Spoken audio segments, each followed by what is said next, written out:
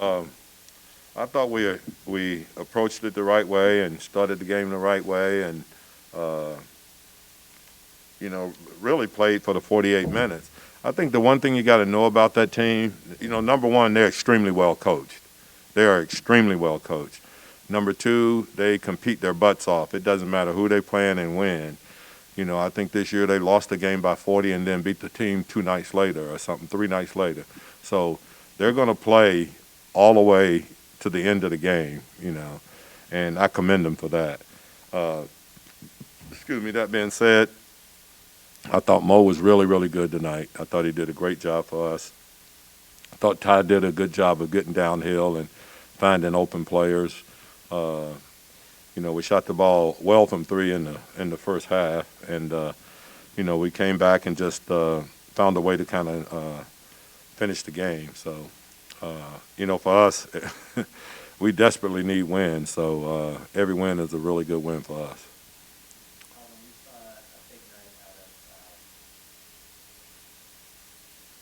Out of Mo, like you just talked about, probably his best overall performance. But you guys are 9-9 when he starts, and for a team that's 15 games under 500, just what is it that he's bringing that changes sort of the outcome of the game? Well, I think number one, his basketball IQ is extremely high. You know, I think you know, defensively, he's very good at angles and understanding, you know, game plan and concepts and things like that. And you know, and he has the ability to rebound the ball and he can get out and run. He still is not 100%, you know, healthy, I would say, from that standpoint. But you know, he finds a way to go out and play, and he's going to help your team win games. Alvin, you mentioned Mo there a minute ago. What is he still laboring with, and is that part of the reason why? I just think it's a lot of bumps and bruises. I mean, it's what everybody has this time of the year when you played 50-something games, and you know, he just plays through it. You know, I don't think it's anything, you know, that's serious or anything like that. It's just the bumps and bruises of an NBA season. And just because of that, now that he's kind of in there, is this a way for you to kind of maybe go in his direction a little bit more as we kind of pull through this if the numbers are more consistent with him? Yeah, I mean, you tell me I didn't realize that we were 9-9. You say, yeah, we'll have to reevaluate who's going to start. You know, because you know, I just think he gives us a lot out there when he's healthy and he's able to play. He gives us a lot. He adds a lot to our team. Coach Gentry, in the last couple of games, you bringing up, bringing in another word, intensity, and it seemed like that's what's been happening. The team been shooting over 50% from the field in the last couple of games, so it looked like the intensity's picking up there. This game, it really picked up midway through the third quarter and it carried into the fourth quarter. Is this something that you're discussing them? You know, Well, to we've be been more talking aggressive? about this a lot, you know, about trying to keep our level of intensity up for the 48 minutes, regardless of who's in the game, or you know who's playing, what the rotation is.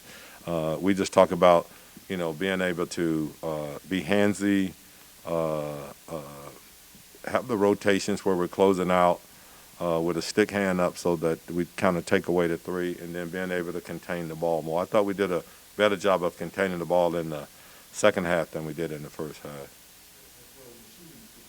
Yeah, I just think you know, you get in a rhythm a little bit, and I think your defense, when your defense give you an opportunity to get some easy baskets, you know, because you're running off misses instead of makes, then I think it gives you a better rhythm as far as shooting the basketball, because you're going to probably come up with some pretty good shots when you're running, when you're not taking the ball out of the basket, but when you're rebounding it and then getting out and running.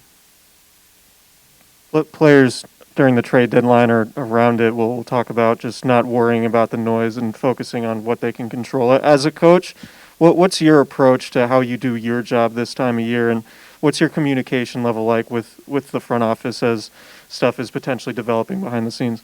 Well, I mean, Monty and Wes and I, we're always talking. But, you know, the one thing I talk to the players about is that, uh, you know, you can't worry about things that you have no control over. You know, it's no different than when everybody's saying the coach should be fired and, you you're still coaching the team. You just got to do your job. And with them, I tell them to just do your job. We have no control over that, and we'll see what happens. And when it does, everybody will adjust accordingly, and we'll move on with the season. That's the way it is on every team in this league.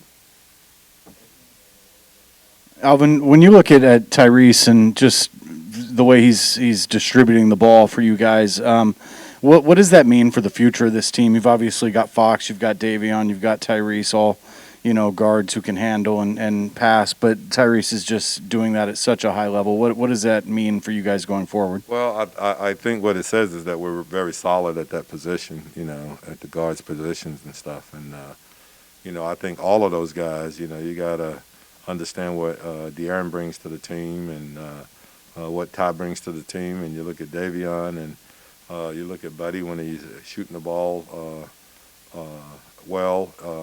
We've just got a lot of things at that position that can be very helpful in a game, and you can play them in different combinations too. I think that's the big thing. Alvin, kind of following up on that a bit. Obviously, you'd like to have Fox out there, but this opportunity between the tandem of Ty and Davion, just what are you hoping to see from them most during this stretch? Well, just to play solid basketball, and I understand what you're saying. I mean, we'd be ridiculous to think that we're a better team without, Foxy. I mean, he is who we are, and the pace that he pushes and things like that. But, he's out, and what we've tried to do is figure out how we can play those two together where they're the most effective. And I think, they've done a good job of playing together. They've done a good job of running the team when the other one's out. So, that's if there's any plus to the season right now, I would say that their play has been a big plus for us. Yeah, Alvin, on Davion, this is the sixth game he started. He scored 15-plus in each of them. You talked about his confidence in his shot and knowing it was going to come around.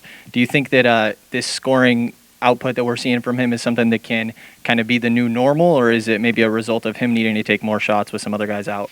Well, I think it's a combination of both, really. But, I think that, the thing that I admire most about him, like in tonight's game, he started out struggling a little bit shooting the basketball. But, there was a point in there where we were really kind of teetering on the brink of going back the other way. And he made a huge three for us, that kind of settled us down and then started back. So that to me tells me that he's shooting the ball with confidence, and it's not going to go in every night at the rate that he's been shooting it, but he made a big one when it counted, and to me, I think that's a big plus.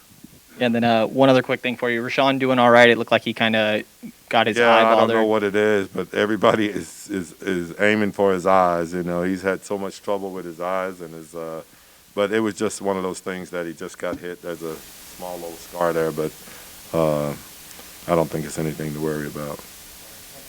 All right, thanks, guys. I appreciate it.